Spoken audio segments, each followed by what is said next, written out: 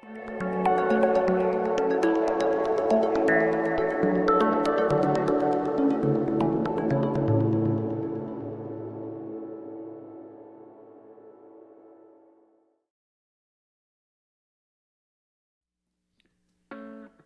I'm Randy Wong. I'm a retina specialist located in Fairfax, Virginia, which is outside of Washington, D.C. in the United States. During this video, you're going to see removal of an epiretinal membrane, otherwise known as a macular pucker.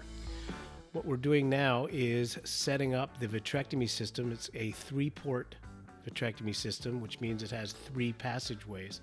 It's really similar to arthroscopic surgery of the knee.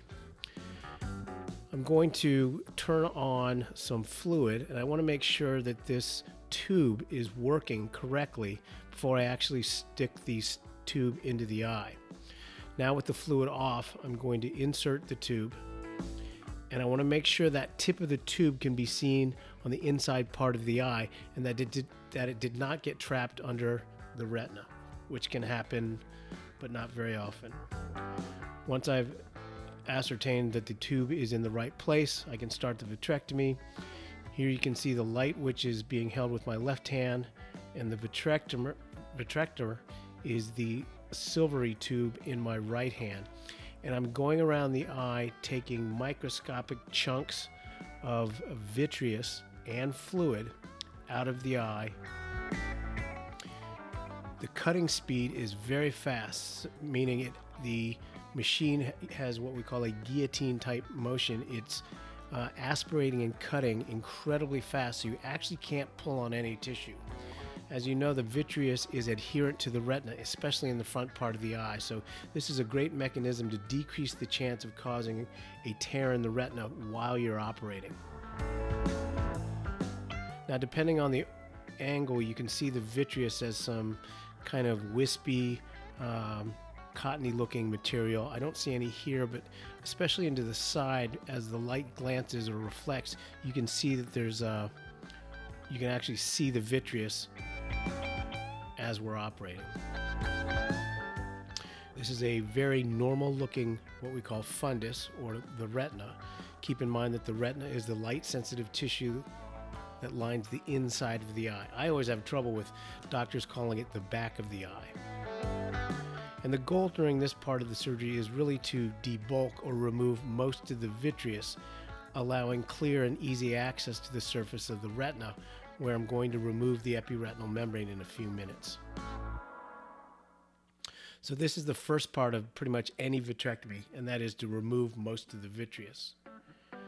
I'm going to inject a dye here, and what we've done over the years is, in this case, we're actually mixing it with some dextrose, which is basically sugar water, but the point is it's heavier than water, so you don't have the dye being diluted and spread throughout the entire vitreous cavity.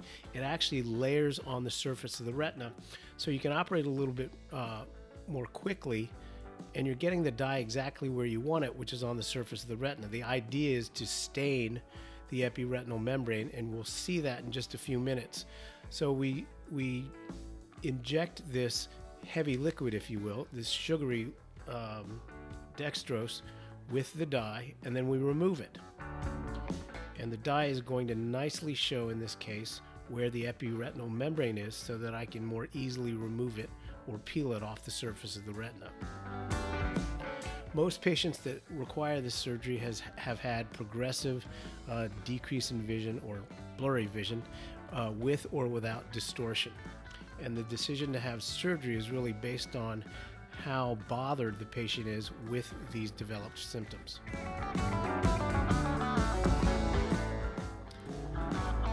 Now remember, I can safely inject this fluid and then remove it because the vitreous is out of my way. And that was the first part of the surgery.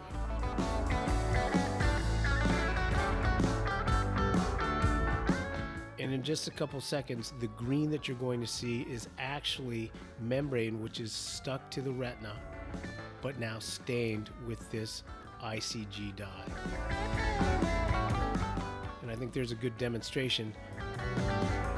It's not homogeneously even across the surface of the retina because the membrane is not homogeneously present. Now I'm going to try and get the edge of the membrane staying away from the macula, which is that brown dot. Sometimes these come up very easily, sometimes they don't.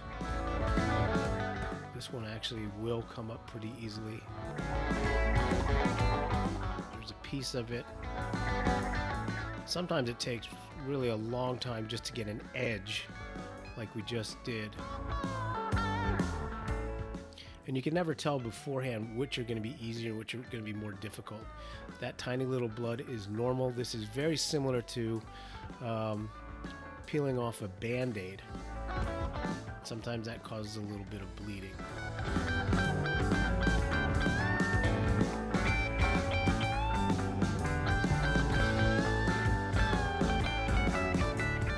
You just have to be patient.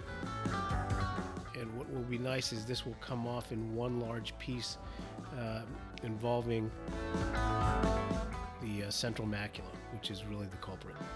Some of the membrane off to the side, which is not on the macula, probably doesn't affect the vision much, if at all.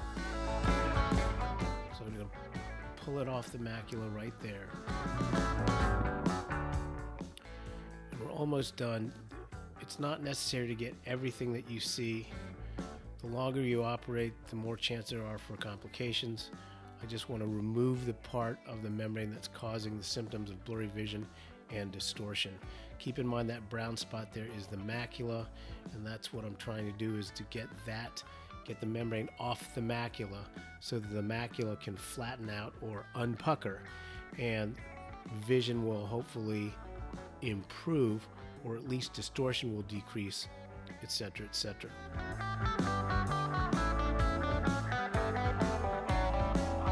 We're just about done with the operation. The goal of the operation was to stain the epiretinal tissue and remove it, or at least that portion which was covering the macula, which gives the symptoms of decreased vision and distortion. Once we've done that, I need to look at the peripheral retina, make sure there's no holes or tears, that is, we didn't cause any damage during the operation.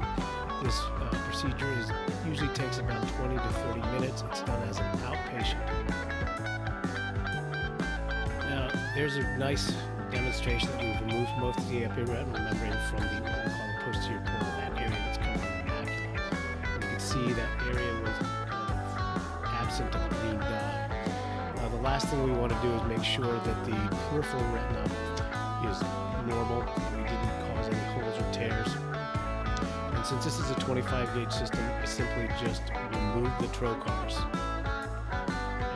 Rub them for good luck to encourage that these teeny little holes, which normally self-seal, this kind of gives me a little added comfort that they'll seal all by themselves. And that's why I'm rubbing them. And then I'll take out the infusion cannula, close that. I'm going to inject a combination of antibiotics and steroids, very similar to the drops that the patient will be using post-operatively. These will leach out over the course of the night, so they've already got some protection. Thanks so much for watching. See you next time. This is Randy Wong, Retina Specialist from Fairfax, Virginia.